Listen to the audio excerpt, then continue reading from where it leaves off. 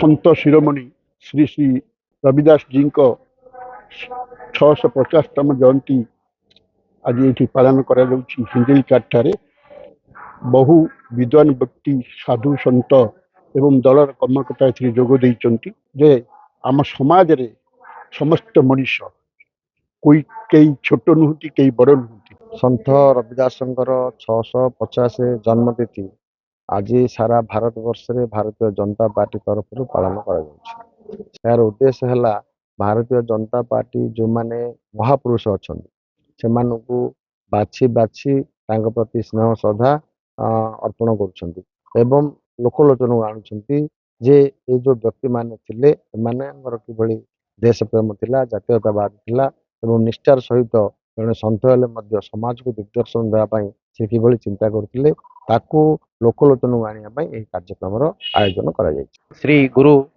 रविदास जी 650तम जयंती उपलक्षे कलश बंधन कार्यक्रम बहुत सुंदर भाव में अनुष्ठित हो जाइए। कलश बंधन कार्यक्रम विभिन्न सन्थ विभिन्न मठरू आसी एवं आम राज्यरू एवं जिल्लारू विभिन्न वरिष्ठ नेता मान भी उपस्थित थे। मंडल को आमर मूर्तिका पहुँचेबा यही मंडल सभापति द्वारा प्रत्येक मंडल को ये मूर्तिका बंटन करा जो सरकार उद्देश्य अच्छी समरसता अभियान उद्देश्य सफल हो पार। तेणु मु समस्त आमर एससी मोर्चार मंडल सभापति मानक बहुत बहुत धन्यवाद देवी। बहुत दूर दूरांतर मूर्तिका धरिक आसिक पहुँची पारू।